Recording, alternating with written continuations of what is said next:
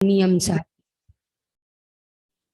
कुंद कुंद आचार्य देव द्वारा रचित और उसके ऊपर हम पद्म प्रभ मलधारी मुनिराज के द्वारा रचित साथ में टीका भी देख रहे हैं। उसमें हम आए हैं चौथे अधिकार के ऊपर, व्यवहार चारित्र अधिकार।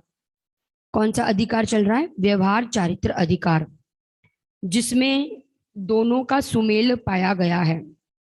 किसका? दोनों का। मुनिराजों के जीवन में दोनों का सुमेल पाया जाता है, निश्चय और व्यवहार, निश्चय चारित्र और व्यवहार चारित्र।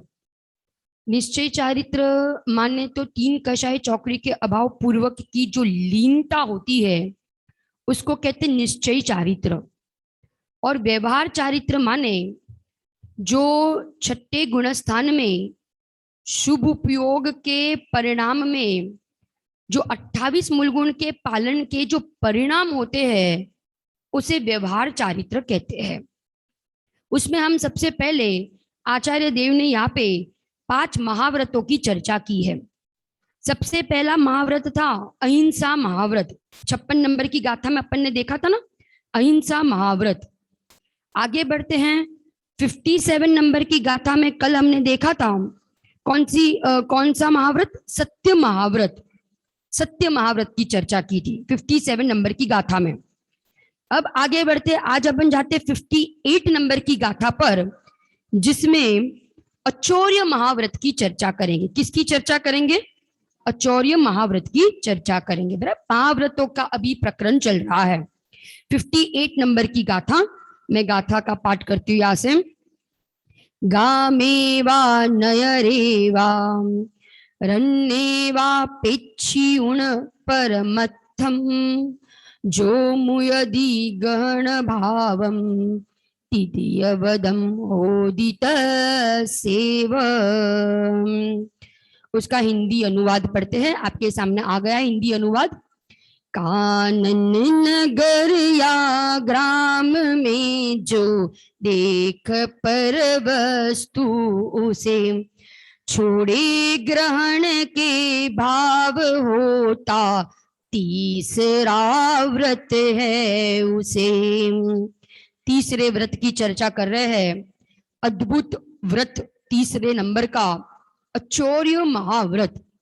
देखो अन्वयार्थ पढ़ती हूं पहले।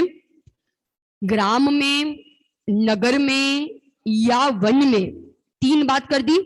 ग्राम में, नगर में या वन में, है ना, 3 बात। भाभी आपको बुक दे, नियम सर दे आपको बुक, नियम सर रखे तो अच्छा है। अच्छा यूट्यूब पे देख, बहुत बढ़िया।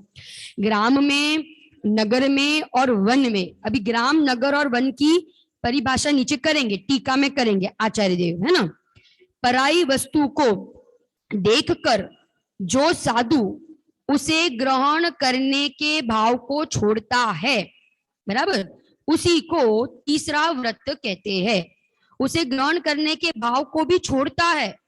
भाव भाव भाव की महत्ता है। हमारा जैन धर्म भाव प्रधान है, क्रिया प्रधान नहीं है, भाव प्रधान है। क्या कह रहे? ग्रहण करने के भाव को छोड़ता है। अब देखो टीका में कहते हैं, टीका में ग्राम की परिभाषा दी। यहाँ पे कह रहे हैं जिसके चारों तरफ बाढ़ हो वह गांव है। पहली परिभाषा, गांव किसे कहते हैं? जिसके चारों तरफ बाढ़ लगी हो उसे गांव कहते हैं। जो चारों द्वार से सुशोभित हो उसे नगर कहते हैं। नगर की परिभाषा, बराबर। बाढ़ किसे कहा? चारों तरफ बाढ़ हो उसे गांव कहते हैं। चारों तरफ सुशोभित द्वार हो उसे नगर कहते हैं। और वन किसे कहते हैं? वन का ही दूसरा नाम है अरण्य। अरण्य जो मनुष्य के संचार रहित वनस्पति समूह, बेलों और वृक्षों के झुंड आदि से खचाखच भरा हो, खचाखच भरा हो, उसे क्या कहते हैं? उसे अरण्य कहते हैं, उसे वन कहते हैं। ठीक है ना। 3 की परिभाषा टीका में बता दी पद्म प्रभ मलधारी मुनिराज ने, गांव की, नगर की और अरण्य की, वन की। अब देखो यहाँ पे अपने को बताना है अचौर्यानुव्रत, अचौर्य महाव्रत बताना है। अचौर्य महाव्रत एक होता है अचौर्यानुव्रत, वो तो होता है पंचम गुणस्थान वर्ती जीव को, और ये जो है ना, ये अचौर्य महाव्रत, पारुल आंटी, कौन सा है ये?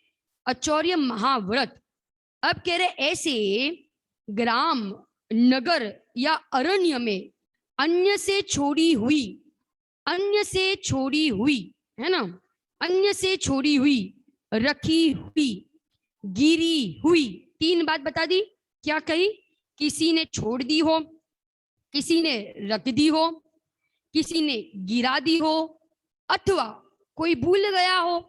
चार बात, ठीक है ना? फिर से, छोड़ी हुई हो, रखी हुई हो, गिरी हुई हो, अथवा कोई भूल गया हो, हुई पर वस्तु को देखकर उसके स्वीकार परिणाम का, उससे स्वीकार परिणाम का माने उसे अपना नहीं जानते हैं, अपना नहीं जानते हैं। पर वस्तु को देखकर उसके स्वीकार परिणाम का, अर्थात उसे अपनी बनाने ग्रहण करने के परिणाम का जो परित्याग करता है उसे वास्तव में तीसरा व्रत होता है।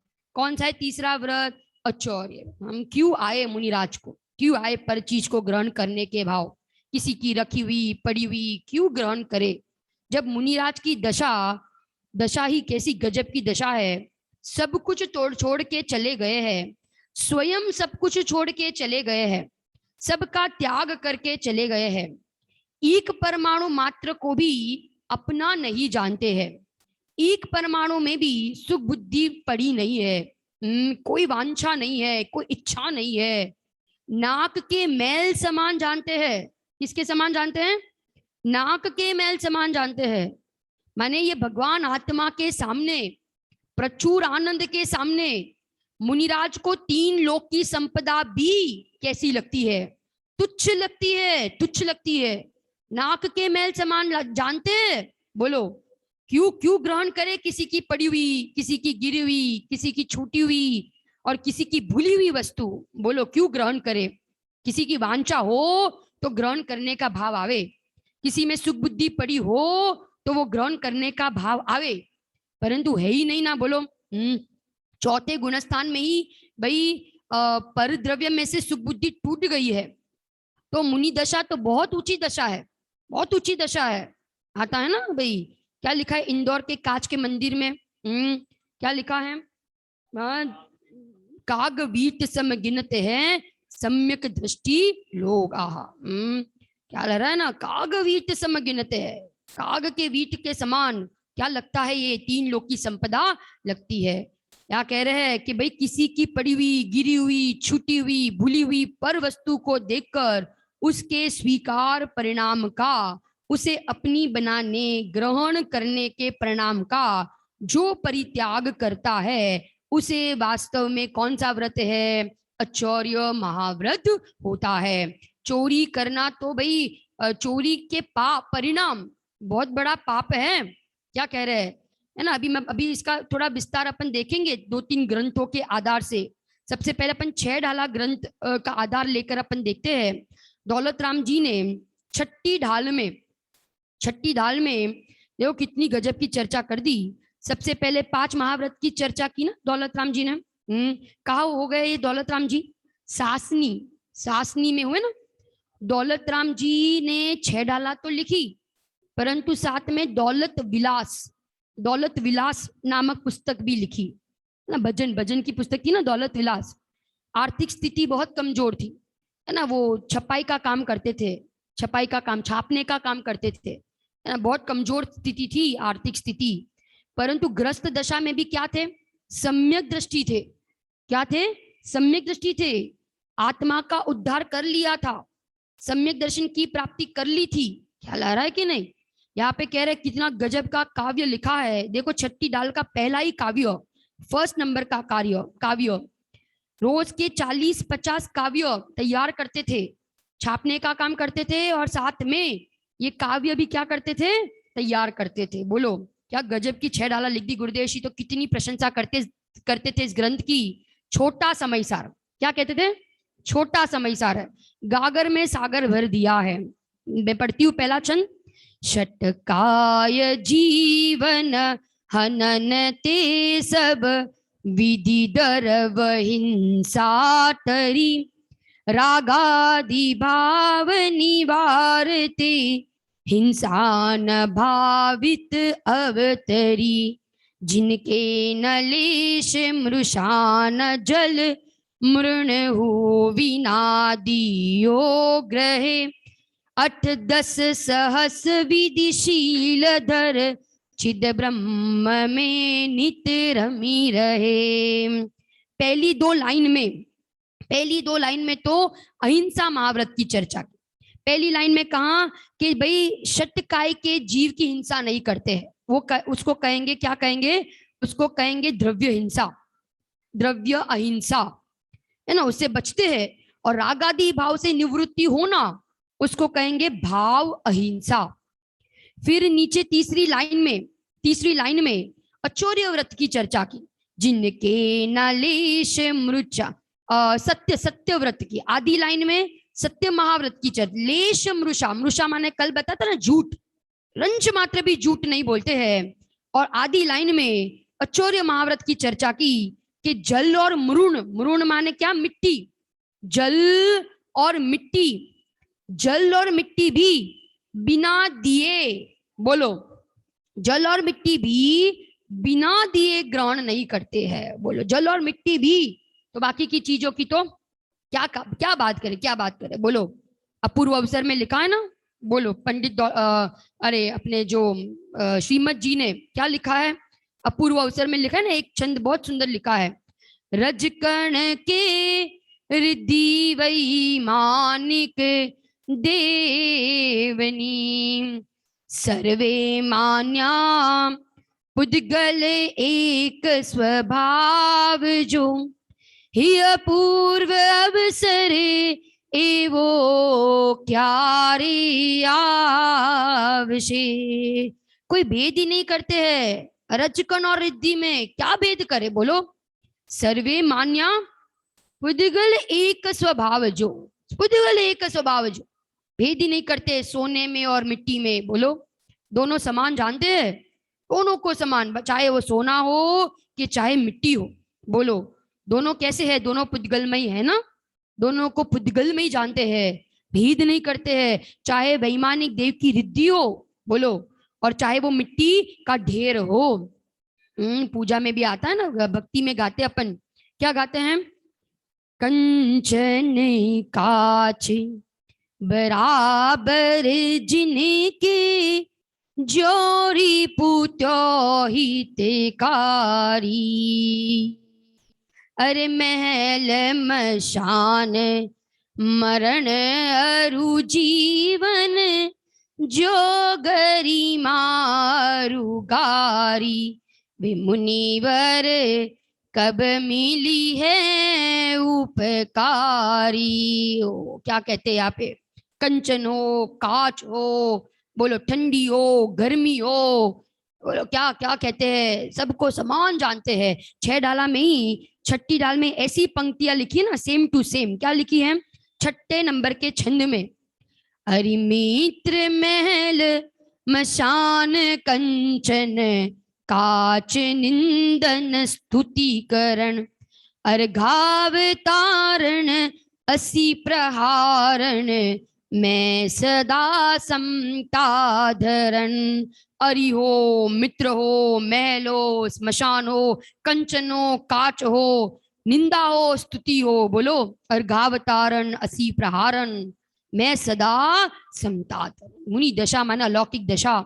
अपने को तो यहाँ पे थोड़ी प्रतिकूलता आ जाए तो बोलो हमें लगता है कि हमारे जैसा दुखी कोई नहीं, और थोड़ी सी अनुकूलता हो जाए तो ऐसा लगता है कि मेरे जैसा सुखी कोई नहीं, है ना, अभिमान के पार नहीं और दीनता का भी पार नहीं, है ना, दुखी दुखी हो जाता है। क्या कहते हैं यहाँ पे, मुनिराज की दशा देखो, अचौर्य महाव्रत, किसी के ग्रहण के परिणाम ही नहीं आते, क्यों आवे, सबको छोड़कर, सबका त्याग करके, सारे परिग्रह का त्याग करके। देखो यहाँ पे लिखा ना पहले छंद में, 8-10 सहस विधिशील धर,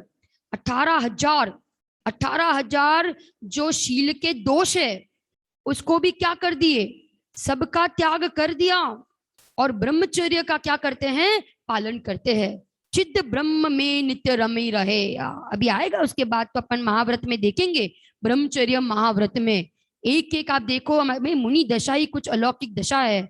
चौथे गुणस्थान में ही कहते हैं भरत जी घर में ही वैरागी, तो मुनि दशा की तो अपन क्या बात करें भाई, वो तो बहुत उत्कृष्ट दशा है ना। कहते हैं, देखो मैं फिर से ये पढ़ती हूँ, क्या कह रहे हैं यहाँ पे, मनुष्य के संचार रहित वनस्पति समूह, बेलों और वृक्षों के झुंड आदि से खचाखच भरा वह कौन है, अरण्य है। गांव किसे कहा, चारों तरफ बाढ़ हो वह गांव है। और नगर किसे कहा, चारों तरफ सुशोभित हो वह नगर है। ऐसे गांव, नगर, अरण्य में अन्य से छोड़ी हुई, रखी हुई, गिरी हुई अथवा भूली हुई पर वस्तु को देखकर उसके स्वीकार परिणाम का जो परित्याग करता है उसे वास्तव में कौन सा व्रत है, तो कहते हैं उसको वास्तव में तीसरा व्रत है। देखो जो समय सार है ना, समय सार का भी आधार लेते हैं।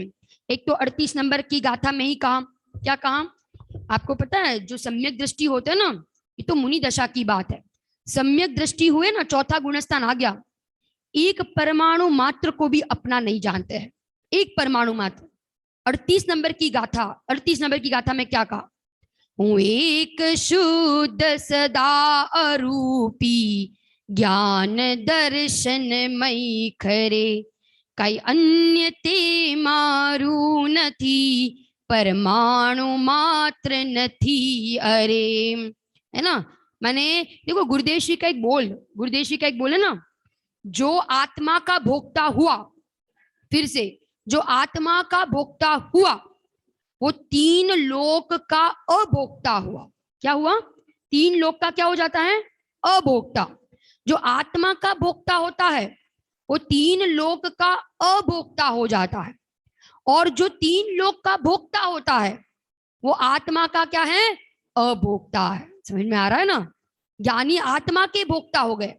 तो 3 लोक की संपदा कैसी जानते हैं, तुच्छ जानते हैं, कागवीट समगिनते है सम्यक दृष्टि लोग। यहाँ पे कहा ना, देखो आगे एक गाथा आती है, इसमें मोक्ष अधिकार में गाथा आती है, बहुत गजब की गाथा है। मेरे ख्याल से 301, 302 और 303 नंबर की गाथा है।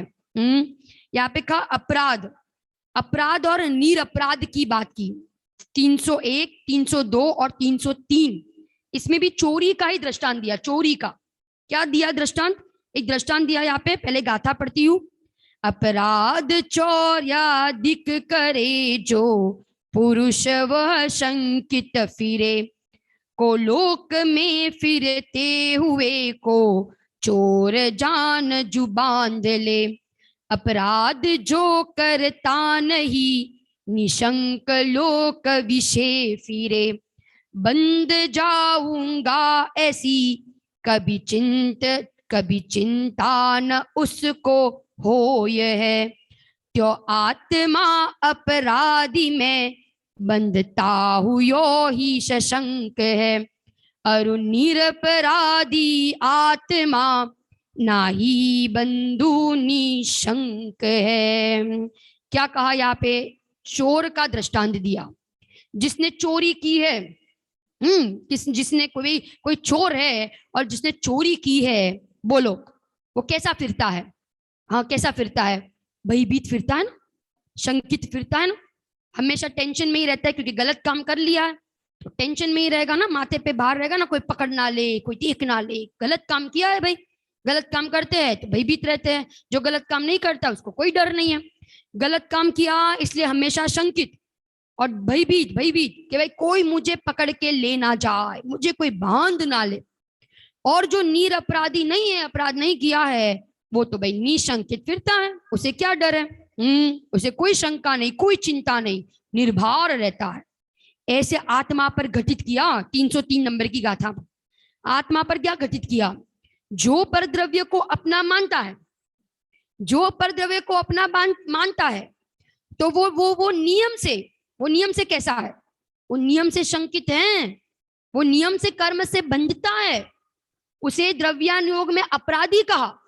ख्याल आ रहा है ना, अभी मैं चरणानुयोग में चोरी और द्रव्यानुयोग की चोरी, ये दोनों चोरी की परिभाषा दोनों अनुयोग की अलग आती है, परंतु यहाँ तो देखो गाथा में क्या कहा, और जो निरपराधी आत्मा है, माने जो ज्ञानी है, जो परद्रव्य को अपना नहीं जानते हैं, बोलो उसे क्या शंका, उसे क्या शंका, कौन बांधे उसको? ख्याल आ रहा है ना? उनको तो प्रति समय कर्म की निर्जरा हो रही है, प्रति समय कर्म की निर्जरा हो रही है। वो तो कर्म से बनते नहीं है, उनको तो कोई भय नहीं है, कोई शंका नहीं है। 7 प्रकार के भय से ज्ञानी सम्यक दृष्टि जीव क्या हो गए हैं? रहित हो गए हैं। समझ में आ रहा ना? तो ये 301, 302 और 303 नंबर की गाथा में यहाँ पे बताया कि भाई जो परद्रव्य को अपना माने तो नियम से कर्म से बंधेगा, और जो आत्मा को अपना मानता है वो नियम से कर्म से क्या होता है? छूटता है, छूटता है। चरणानुयोग में तो चोरी की परिभाषा अलग आती है। चरणानुयोग में चोरी की परिभाषा आती है कि भाई पराई चीज को बिना पूछे ले लेना, उठा लेना, है ना, उसे अपनी मानना, तो उसको कहेंगे चोरी। ये चरणानुयोग की अपेक्षा से चोरी है। अब द्रव्यानुयोग की अपेक्षा से चोरी अलग। द्रव्यानुयोग क्या कहेगा? द्रव्यानुयोग कहेगा कि भाई देखो, चरणानुयोग ने तो कहा कि भाई किसी और की घड़ियाल को, किसी और की घड़ी को अपनी कहना, अपनी मानना, वो तो चोरी है। परंतु द्रव्यानुयोग क्या कहता है? द्रव्यानुयोग क्या कहता है कि ये जो मैंने पहनी है ना, ये घड़ी, अपन ने जो पहनी है घड़ी, है ना, ये मेरे हाथ पर जो ये घड़ी है, मैं उसको अपनी कहूं तो ये द्रव्यानुयोग की अपेक्षा से चोरी है। क्या कहा? ये द्रव्यानुयोग की अपेक्षा से चोरी है, क्योंकि ये आत्मा की अपेक्षा से ये अपनी जो घड़ी है ना, वो भी कैसी है? वो भी पर है, वो भी पराई है, वो मेरी नहीं है। समझ में आ रहा है ना? वो पर चीज को अपनी मानना, उसको तो भाई पूरी दुनिया चोरी कहेगी, है ना, उसको तो भाई सब कहेंगे भाई ये चोर है, ये चोर है, देखो इसने दूसरों की वस्तु ले ली। परंतु जिन शासन ही एक ऐसा शासन है जो कहता है कि भाई ये शरीर को अपना मानना, है ना, ये स्त्री घर कुटुंब परिवार को अपना मानना, ये बहुत बड़ी चोरी है। ये चोरी को नहीं जानते। ये चोरी को जो जान ले वो जीव अज्ञानी में से क्या बन जाता है? ज्ञानी बन जाता है। ऐसे यहाँ पे ये 3 गाथाओं का रेफरेंस अपन ने देखा। यहाँ चोरी की परिभाषा कह रहे हैं कि एक आकिंचन धर्म, आकिंचन धर्म आता ना, आकिंचन्य धर्म, 10 धर्मों में आकिंचन्य धर्म, उसमें क्या बताया परिभाषा आकिंचन्य धर्म में? कि भाई पर वस्तु को अपना नहीं मानना, उसका नाम आकिंचन्य धर्म है। क्या कहा? पर वस्तु को अपना नहीं मानना, उसका नाम क्या है? आकिंचन्य धर्म है। क्या ला रहा है ना? अपन करते ना, पूजन करते हैं, 10 धर्म की पूजन करते हैं, आता है ना उसमें, परिग्रह 24 वेद त्याग करे मुनिराज जी, तिसना भाव उच्छेद घटती जान घटाए। क्या कह रहे हैं यहाँ पे? परिग्रह 24, जो परिग्रह 24 प्रकार के हैं, उसका क्या कर दिया है मुनिराजों ने? तो त्याग कर दिया है। आकिंचन्य धर्म और ब्रह्मचर्य धर्म, ये दोनों ही एक सिक्के के 2 पहलू है। क्या कहा? आकिंचन्य धर्म और ब्रह्मचर्य धर्म एक सिक्के के 2 पहलू है। आकिंचन्य धर्म में नास्ति से बात की और ब्रह्मचर्य धर्म में अस्थि से बात की। ठीक है ना? पर द्रव्य मेरा नहीं है, इसका नाम है आकिंचन्य धर्म, और ब्रह्म स्वरूपी आत्मा ही मैं हूं, इसका नाम क्या है? ब्रह्मचर्य धर्म है। अस्थि नास्ति है, बस अस्थि नास्ति है। एक ही सिक्के के क्या है? 2 पहलू है। जहां अपने में अपनापन हुआ, वह 3 लोक के पदार्थ में से अपनत्वपना छूट गया, बराबर ना? और जहां अपने में अपनापन नहीं हुआ, वह 3 लोक के पदार्थों में क्या हुआ? अपनापन हुए बिना रहता नहीं है ना भाई? एक बहुत प्रसिद्ध दृष्टांत देते ना, जब तक अपना घर का एड्रेस नहीं पता हो, जब तक अपना घर का एड्रेस नहीं पता हो, तब तक हम सारे घर को क्या करते हैं? अपना मानते रहते हैं। और जब उस व्यक्ति को पता चल गया कि भाई ये मेरा घर है, ये मेरा घर है, तो बोलो एक जो दूसरे घर थे, उसको ये मेरा नहीं, मेरा नहीं, मेरा नहीं, मेरा नहीं, ऐसा त्याग करना पड़ता है कि सब के सब एक साथ क्या हो जाते हैं? त्याग हो जाते हैं।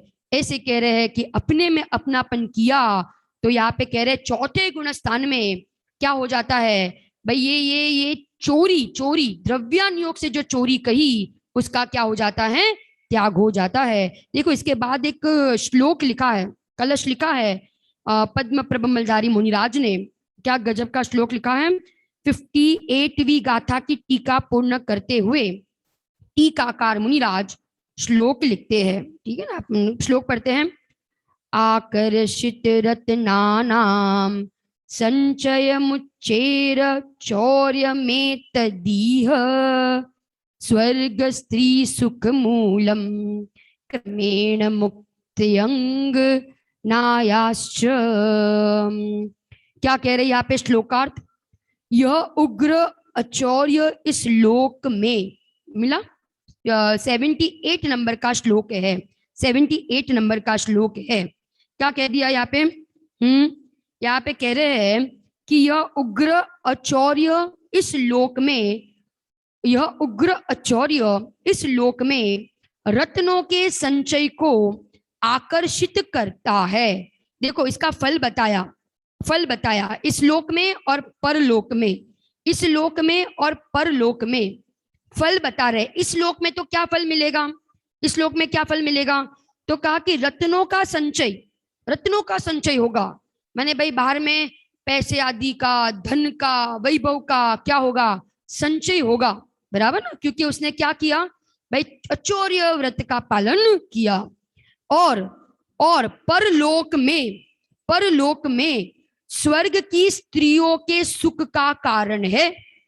बताया था ना आगे, कौन से नंबर का महाव्रत में, आपने ये वाला दूसरा वाला था ना, कौन सा था, नहीं दूसरे वाले में भी बताया था ना, अहिंसा महाव्रत, सत्य महाव्रत। सत्य बोलने वाला व्यक्ति, उसको क्या मिलता है, परलोक में देवांगनाएं प्राप्त होती है। क्या होती है, देवांगनाओं की प्राप्ति होती है।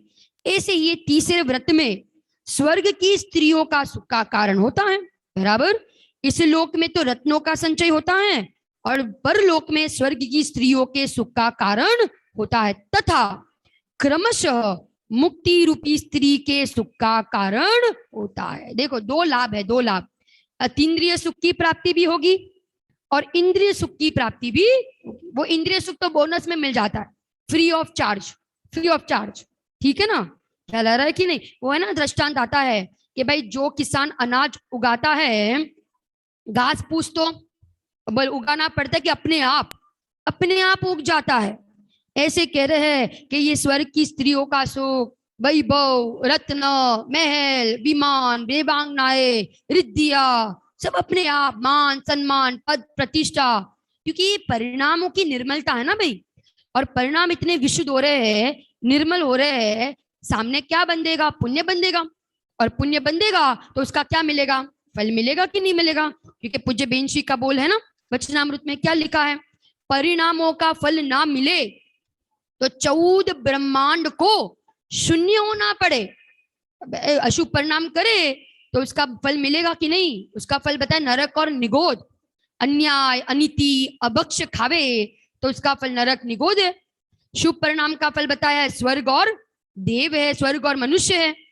और शुद्ध परिणाम का फल बता रहे यहाँ पे मुक्ति रूपी स्त्री के सुख का कारण बनता है। जो पद्म प्रबंधधारी मुनिराज बहुत सारे श्लोक में ये वाक्य का प्रयोग करते हैं, मुक्ति रूपी रमणी का वल्लभ बन जाता है। क्या बन जाता है, मुक्ति रूपी रमणी का वल्लभ बनता है। माने अल्प काल में ही थोड़े बहु करेगा, मनुष्य स्वर्ग, मनुष्य स्वर्ग, मनुष्य स्वर्ग, मनुष्य स्वर्ग, और फिर कहाँ चला जाएगा, मुक्ति रूपी रमणी को प्राप्त हो जाएगा। तो देखो लाभ कितने हैं इसमें, लाभ कितने हैं, दो लाभ है। एक तो कहा कि रत्नों का संचय का आकर्षण होता है, आकर्षित करता है। ये कौन, ये अचौर्य महाव्रत रत्नों के संचय को आकर्षित करता है। और दूसरा कहा स्वर्ग की स्त्रियों के सुख का क्या बनता है भाई, कारण बनता है। और क्रमशः, क्रमशः माने कि अगर उस भव से मोक्ष नहीं गए तो 2-3 भव के बाद भी वो जीव मुक्ति रूपी स्त्री को क्या कर लेता है, प्राप्त कर लेता है। तो कहते हैं कि भाई ऐसे परिणाम से अपन भी बचे, अपन भी क्या हो जावे, ऐसे परिणाम से बचे। समझ में आ रहा ना। जैसे नाटक समय सार में 7 व्यसन के दोहे लिखे ना, 7 व्यसन, उसमें भी एक लिखा है ना, क्या लिखा है भाई, सत्ता की समाधि में बिराजी, सत्ता की समाधि में बिराजी रहे वो ही साहूकार है। क्या लिखा है नाटक समय सार में? सत्ता की समाधि में बिराजी रहे वो ही सो ही साहूकार है। सत्ता की समाधि माने क्या? सत्ता की समाधि में बिराजी रहे सो ही क्या है? साहूकार है। सत्ता की समाधि माने सत्ता स्वरूपी कौन है? मेरा भगवान आत्मा है। और मेरा भगवान आत्मा कैसा है? ज्ञान और आनंद स्वरूपी है। तो ज्ञान आनंद स्वरूप में जो विराजमान है ना, जो ज्ञान आनंद स्वरूप में विराजमान है, जिसकी परिणति में निर्मलता की प्राप्ति हुई है, निर्विकारी परिणाम की प्राप्ति हुई है, वितराग परिणाम की प्राप्ति हुई है, वो ही जीव साहूकार है। वही जीव क्या है? साहूकार है। बाकी तो सब भाई कह दिया द्रव्यान योग में भाई चोर है। अज्ञानी मिथ्या दृष्टि चोर है और ज्ञानी सम्यक दृष्टि साहूकार है। क्यों साहूकार है? क्योंकि अपनी चीज को अपनी मानता है। और पराई चीज कौन? पराई चीज कौन? ये शरीर से लेके सारी चीजें, ये सब क्या है? पराई चीज है। अरे नियम सार में तो कह दिया, शरीर की तो क्या बात करे, शरीर की क्या बात करे। ध्रुव की अपेक्षा से, ध्रुव की अपेक्षा से एक समय की पर्याय, समझना बराबर, ध्रुव की अपेक्षा से एक समय की पर्याय। भाई ये नियम सार ग्रंथ है, बहुत बहुत गहरी बातें करने वाला गजब का ये ग्रंथ है। ये ग्रंथ तो कह रहा है कि ध्रुव की अपेक्षा से एक समय की शायिक भाव की पर्याय भी क्या है आंटी? परद्रव्य है, पराई है वो, पर्याय मेरी नहीं। शायिक भाव की पर्याय को जब परद्रव्य कह दिया, ही कह दिया, प्रभाव कह दिया, भाई लक्ष्य करने लायक नहीं है, तो अपन राग की बात तो क्या करे बोलो, औदिक भाव की क्या बात करे, आश्रव भाव की क्या बात करे। वो तो सब के सब क्या है? पराई है, पराई चीज ही है, परद्रव्य ही है, परभावी है, ही है, छोड़ने योग्य है। और फिर ये शरीर, स्त्री, घर, कुटुंब, परिवार ना मेरे थे, ना मेरे हैं और ना मेरे होने वाले हैं, बराबर ना। परंतु इस जीव ने क्या किया? भूतकाल में भी इनको ही अपना माना, वर्तमान में ही इनको ही अपना मान रहा है, और भविष्य में भी ये मेरे रहेंगे। ऐसे अंदर में क्या पड़ी है? अभिलाषा पड़ी है ना, अभिप्राय पड़ा ना, एकत्व बुद्धि का। ये तो सबसे बड़ा पाप है। ये तो पाप छुड़ाते हैं, पहले छुड़ाते हैं। सबसे बड़ा पाप बताया है मिथ्यात्व का पाप, क्योंकि जब तक मिथ्यात्व का पाप दूर नहीं होगा तब तक कह रहे हैं कि अनुव्रत, महाव्रत आदि उसके जीवन में नहीं आ सकता है, नहीं आ सकते हैं। जैन धर्म किसका नाम? जैन धर्म सबसे पहले बड़ा पाप छुड़ाता है और फिर छोटे पाप छुड़ाते। सबसे बड़ा पाप तो ये है कि ये शरीर को, पर को अपना मानना, इसका नाम ही क्या है? चोरी है भाई, इसका नाम ही चोरी है, चोरी। ख्याल आ रहा है ना? संयोग हो न हो, ये इससे मोक्ष मार्ग का कोई मापदंड नहीं है, समझना बराबर। हमें लगता है कि भाई हमने द्रव्यलिंग पहना, कितनी बार धारण किया, कितनी बार धारण किया? अनंत बार धारण किया, किया कि नहीं किया? सबका त्याग किया ना, महल, मकान, स्त्री, रानियां, देवियां, सब कुछ छोड़कर बोलो, वन जंगल में अनंत बार गए, अनंत बार गए। परंतु कह रहे हैं कि जंगल में रहकर भी खरेखर हमारे जीवन में बोलो चोरी का त्याग हुआ कि नहीं हुआ? तो कहते नहीं हुआ। चोरी का त्याग, निश्चय अचौर्य महाव्रत प्रकट हुआ कि नहीं? निश्चय अचौर्य महाव्रत प्रकट हुआ कि नहीं? निश्चय से अचौर्य महाव्रत क्या है? निश्चय से अचौर्य महाव्रत तो ये है कि तीन कषाय चौकड़ी के अभाव पूर्वक की जो वितराग परिणति प्रकट हुई, उसका नाम निश्चय से अचौर्य महाव्रत है। निश्चय से अचौर्य महाव्रत। तो जब निश्चय से अचौर्य महाव्रत प्रकट नहीं हुआ है तो उनका जो व्यवहार से अचौर्य महाव्रत है ना, वो भी यथार्थ नहीं है। क्या नहीं है? वो भी यथार्थ नहीं है। भले बाहर से दिखते हैं त्यागी, भले बाहर से लगते हैं कि भाई सारी स्त्रियों को, भाई रानियों को, महल को, सबको छोड़ के चले गए, परंतु कह रहे अंदर में तो अभिप्राय क्या पड़ा है बोलो? अंदर में तो अभिप्राय पड़ा ही है कि ये सब मेरे थे, ये सब मेरे है।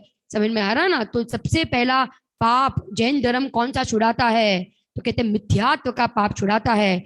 अभिप्राय, हाँ, हाँ, वो बहुत बढ़िया। मैंने त्याग किया है, मैंने छोड़ा है, ये बुद्धि भी जब तक रहेगी तब तक कहते हैं कि मिथ्यात्व का अभाव नहीं हो सकता है। मैं त्याग करने वाला, मैं ग्रहण करने वाला, मैं छोड़ने वाला, मैं भाई ग्रहण करने वाला, ये बुद्धि का नाम भी क्या है? मिथ्यात्व है। तो कह रहे ज्ञानी हुए माने तीन लोक के ज्ञाता हो गए। ज्ञानी हो गए माने क्या हो गए? तीन लोक के ज्ञाता हो गए, बराबर ना। तो गुरुदेव कहते हैं ना कि भाई एक म्यान में दो तलवार नहीं रह सकती, कर्ता बुद्धि भी हो और ज्ञाता बुद्धि भी हो, ऐसा संभव नहीं है। जहां ज्ञातापना प्रकट हुआ तो छह खंड के बीच में रहने पर भी परमाणु मात्र के भी कर्ता नहीं बनते। और वन जंगल में चले गए परंतु ज्ञातापना प्रकट नहीं हुआ है, सब कुछ बाहर में त्याग दिखता है, परंतु कह रहे हैं तीन लोक के क्या है? वो करता है, तीन लोक के करता है। द्रव्यलिंगी मुनिराज करता है, और एक चक्रवर्ती छह खंड के बीच में रहने पर भी कैसे है? ज्ञाता है और करता है, ज्ञाता है और कैसे है? करता है। इसलिए कहते हैं ना भाई, दो चीज कहते हैं ज्ञानी और अज्ञानी के लिए। ज्ञानी जो है ना, ज्ञानी है त्यागी। ज्ञानी कैसे हैं? त्यागी। और अज्ञानी कैसे हैं? अज्ञानी है मोही। मोही अज्ञानी और त्यागी कौन है? ज्ञानी। खरेखर कोई त्यागी हो तो वे ज्ञानी है, और जो अज्ञानी है वे तो सबके सब कौन है? मोही है। अंदर से मापदंड है मोक्ष मार्ग का, अंदर से मापदंड है, बाहर से मापदंड नहीं है। संयोग हो कि ना हो, क्रिया हो कि ना हो, परिणाम अंदर में भाई शुक्ल लेशा के हो या ना हो, परंतु उसका अभिप्राय बदला ना। अभिप्राय बदला, क्या बदला? कि अपने में अपनापन हो गया तो उसका नाम क्या है? ज्ञानी है। ठीक है ना, बराबर ना। माने मोक्ष मार्ग का मापदंड बाहर से, क्रिया से, संयोग से मापदंड नहीं होता है, परंतु मोक्ष मार्ग का मापदंड अभिप्राय के आधार से होता है। अभिप्राय बदला तो वो ज्ञानी, और अभिप्राय मिथ्या तो वो क्या है? अज्ञानी है। ऐसे आज हमने 58 नंबर की गाथा और उसके बाद उसके ही आचौर्य महाव्रत को बताने वाला 78 नंबर का श्लोक दो आज अपन ने किया। 58 नंबर की गाथा, 58 की ना, 58 नंबर की गाथा और 78 नंबर का श्लोक, आचौर्य महाव्रत को बताने वाला श्लोक और आचौर्य महाव्रत को बताने वाली गाथा देखी। कल हम आगे बढ़ेंगे, बहुत गजब का वर्णन आने वाला है 59 नंबर की गाथा में। ब्रह्मचर्य महाव्रत। कौन सा महाव्रत? ब्रह्मचर्य महाव्रत। सारे रत्नों में रत्न है ऐसा ब्रह्मचर्य, सारे गुणों में भाई महान गुण है ऐसा जो ब्रह्मचर्य महाव्रत है, उसकी चर्चा हम कल की स्वाध्याय में करेंगे। उसके अनुसंधान में भी एक श्लोक है, उसकी चर्चा हम कल के स्वाध्याय में करेंगे। अभी हम सभी ने नियमसार ग्रंथाधिराज की 58 नंबर की गाथा और 78 नंबर का श्लोक, बहुत ही सुंदर चर्चा आचौर्य महाव्रत की। आइए हम सभी जिनवाणी विनय के लिए अपने स्थान पे खड़े होते हैं। निज निज निज मैं बताई, यह अनंत उपकार है, उसके लिए जिनवाणी माँ को वंदना सतवार है, वंदना सतवार है। नमो हरिहंतारम, नमो सिद्धारम, नमो हरिहरम, नमो भद्रायारम, नमो लोसवसावरम, नमो हरिहंतारम, नमो सिद्धारम, नमो हरिहरम, नमो भद्रायारम, नमो लोसवसावरम, नमो हरिहंतारम, नमो सिद्धारम, नमो हरिहरम, नमो भद्रायारम, नमो लोसवसावरम, नमो हरिहंतारम, नमो सिद्धारम, नमो हरिहरम, नमो भद्रायारम, नमो लोसवसावरम, नमो हरिहंतारम, नमो सिद्धारम, नमो हरिहरम, नमो भद्रायारम, नमो लोसवसावरम, नमो हरिहंतारम, नमो सिद्धारम, नमो हरिहरम, नमो भद्रायारम, नमो लोसवसावरम, नमो हरिहंतारम, नमो सिद्धारम, नमो हरिहरम, नमो भद्रायारम, नमो लोसवसावरम, नमो अरिहंतारम, नमो सिद्धारम, नमो अलियालम, नमो वज्रायालम, नमो लोहसवसावरम। नमो अरिहंतारम, नमो सिद्धारम, नमो अलियालम, नमो वज्रायालम, नमो लोहसवसावरम। बोलिए दर्शन सिनेमाई माता की जय। हम सभी दोपहर में ठीक 3 बजे तत्वार सूत्र की कक्षा जो संचालित हो रही है, प्रथम अध्याय बहुत ही सुंदर विवेचन 3 बजे तत्वार सूत्र की कक्षा में, और शाम को ठीक 7:15 बजे जिनेंद्र भक्ति में सम्मिलित होंगे। उसके बाद 7:45 बजे से पुनः